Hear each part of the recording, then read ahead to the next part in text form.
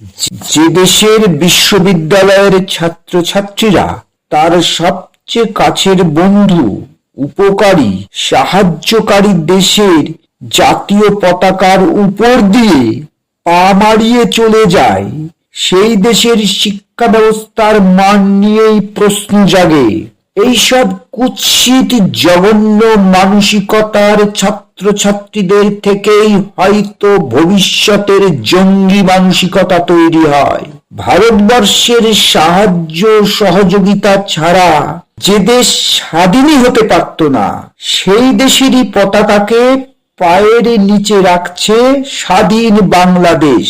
যে দেশের সব রকম সাহায্য ছাড়া বাংলাদেশ অচল, শুধুমাত্র হিন্দু হওয়ার অপরাধে মানুষদের উপর নির্মমভাবে অত্যাচার করছে তথাকথিত সোনার বাংলাদেশ।